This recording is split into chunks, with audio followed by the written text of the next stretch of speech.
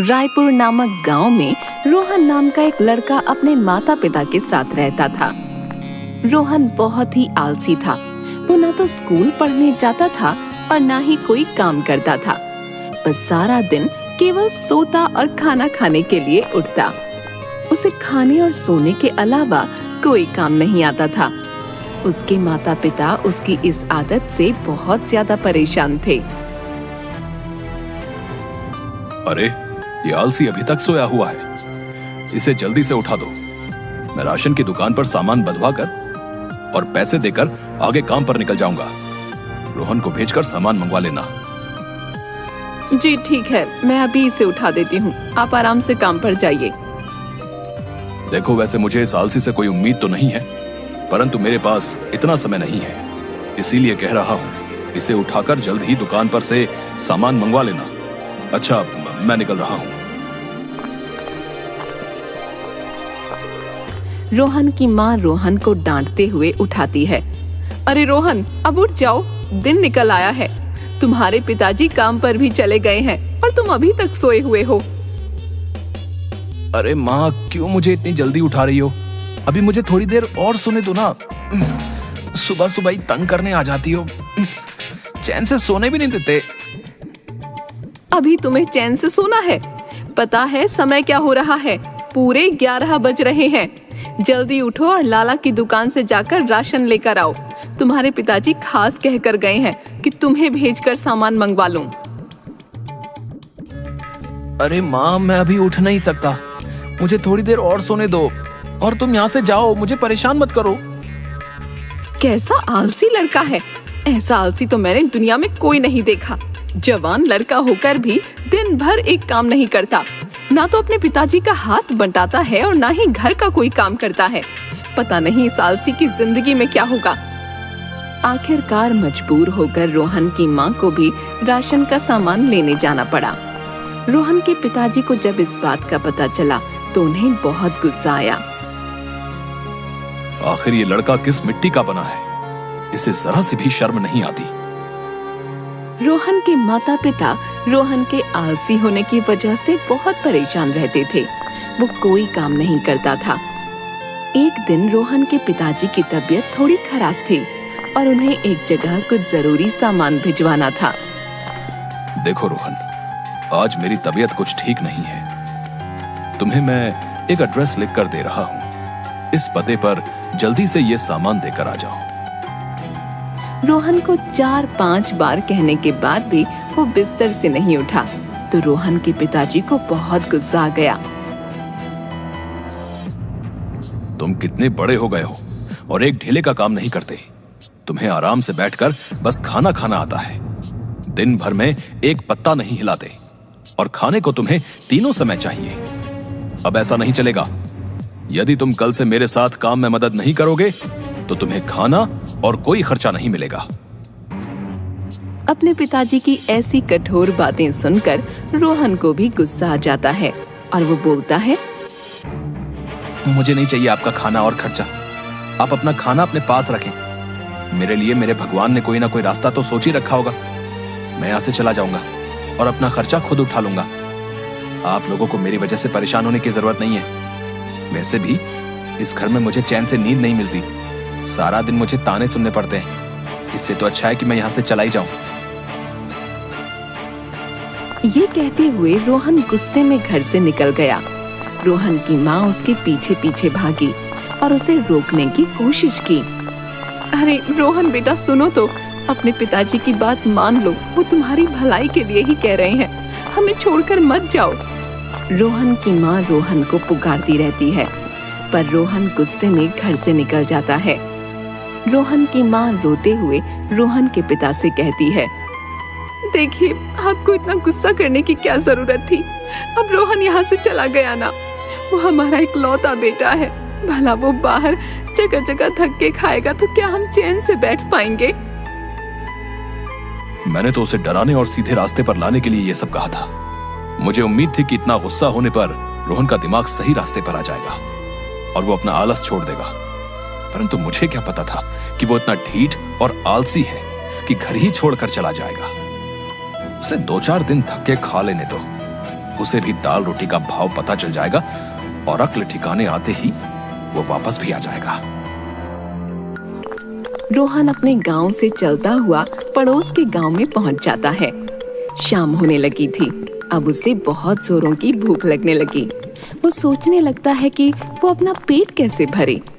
तभी सामने उसे एक मंदिर नजर आता है जहाँ पर काफी भीड़ थी। रोहन उस मंदिर के अंदर जाता है। सोचता है कि भगवान उसके खाने का इंतजाम जरूर कर देंगे। हो ना हो उसे मंदिर में कुछ न कुछ मिल ही जाएगा। तभी सामने एक व्यक्ति प्रसाद बांटता हुआ दिखता है। रोहन प्रसाद लेकर वहीं खाने बैठ जाता है। जब उसका पेट भर जाता है तब वो मंदिर के पास ही सो जाता है। रात को जब मंदिर बंद करने का समय आता है तो वहाँ के पुजारी रोहन को मंदिर में सोया हुआ पाते हैं।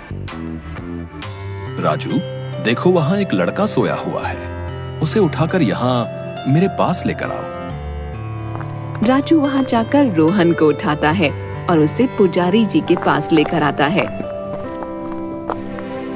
बेटा, तुम कहाँ से आए हो और यहाँ क्यों सो रहे हो? क्या तुम्हारा कोई घर बार नहीं है?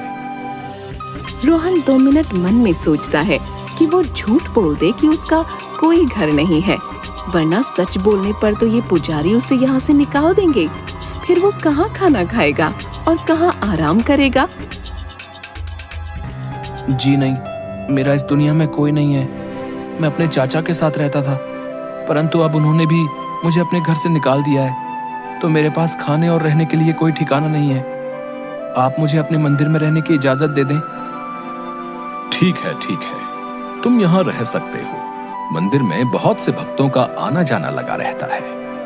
तुम राजू के साथ मिलकर मंदिर की साफ सफाई कर दिया करना और राजू के साथ ही कमरे में रह लेना। रोहन मन ही मन खुश होता है। चलो, काम बन गया। मुफ्त में ही रहने और खाने का उसके भगवान ने इंतजाम कर दिया। रोहन मंदिर में ही रहने लगता है, पर अपने आलस को नहीं छोड़ता। राजू अकेला ही सारा दिन मंदिर का काम करता रहता, परंतु रोहन उसका कोई हाथ नहीं बंटाता और ना ही वो खाना बनाने में उसकी कोई मदद करता। पर खाना खाने के समय सबसे पहले तैयार बैठ जाता। कुछ दिन ऐसा व्यवहार देखने के बाद राजू पुजारी जी से कहता है, पुजारी जी, ये जो नया लड़का आपने मंदिर में रख लिया है, ये किसी काम में कोई हाथ नहीं बटाता। वैसे तो मैं अकेला ही सारा काम संभाल रहा था, परंतु यदि अब ये भी यहाँ रह रहा है और खाना भी खा रहा है तो इसे मेरे काम में कुछ तो मदद करनी चाहिए। वो ना तो मंदिर की साफ सफाई करता है और ना ही खाना बनाने में कोई रुचि दिखाता है, परंतु खाना खाने के समय कोई आलस नहीं करता। आप यदि उचित समझे तो इसे समझा दें। ठीक है, मैं रोहन से बात करूंगा। रोहन, तुम अच्छे खासे जवान स्वस्थ व्यक्ति हो। मैंने तुम्हें यहाँ शरण दी, परंतु मुझे पता चला है कि तुम मंदिर का कोई काम भी नहीं करते। ऐसे नहीं चलेगा। यदि राजू काम कर सकता है तो तुम क्यों नहीं? कल से तुम्हारी कोई शिकायत न मिले। रोहन को पुजारी की बातें सुनकर गुस्सा आने लगता है और वो मन ही मन सोचता है, पुजारी बहुत उपदेश दे रहा है और मुझे काम करने की सीख दे रहा है। भला मुझसे कोई काम करवा सका है? मैंने अपने बाप की ना सुनी तो भला पुजारी कौन है?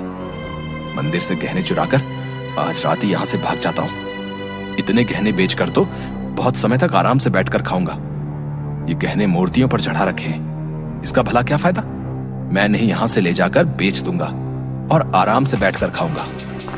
बस इसी तरह का प्लान बनाकर रात को रोहन पुजारी और राजू के सोने के बाद चुपचाप मंदिर का दरवाजा खोलकर सारे गहने एक पोटली में बांध लेता है।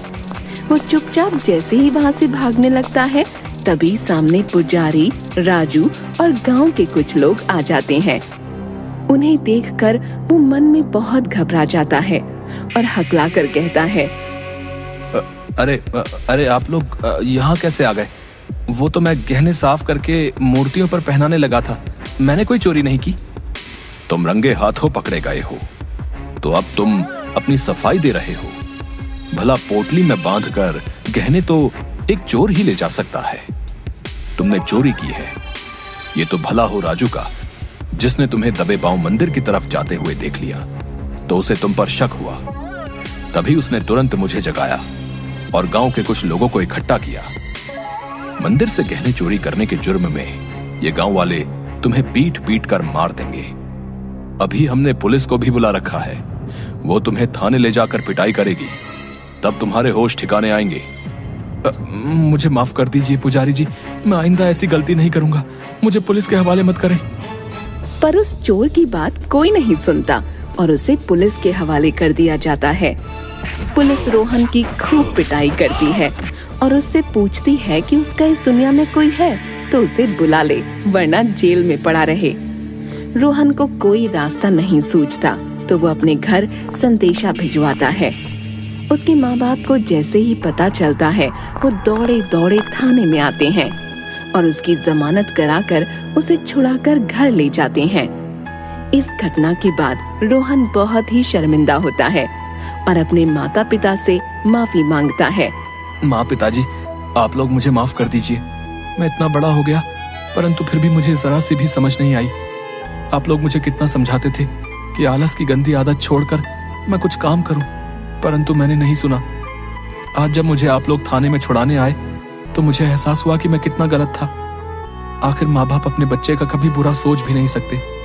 यदि मैं आपका कहा पहले मान लेता तो आज मुझे ये दिन ना देखना पड़ता। देखो बेटा, जो हो गया उसे भूल जाओ और उससे ये सबक लो कि जिंदगी में मेहनत करके जीवन बिताओगे, न कि आलसी बनकर काम ना करने के नए नए तरीके ढूंढोगे। तुम्हें यदि अपने किए का पछतावा है तो अब तुम सुधर जाओगे और जीवन में कभी भी आलस नहीं करोगे। जी पिताजी, आप जैसा कहेंगे मैं वैसा ही करूंगा और कल से ही मैं आपके साथ दुकान पर जाऊंगा और काम सीख लूंगा। अब मेरे काम करने के और आपके आराम करने के दिन हैं। मैंने आप लोगों को बहुत दुख दिया है, परंतु अब मुझे समझ आ गया है कि जिंदगी जीने के लिए इंसान को मेहनत और ईमानदारी के रास्ते पर ही चलना होता है, वरना उसे ऐसा सबक मिलता है जैसा मुझे मिला। और आलस छोड़कर अपने पिताजी के साथ काम संभालता है और तीनों खुशी खुशी रहने लगते हैं।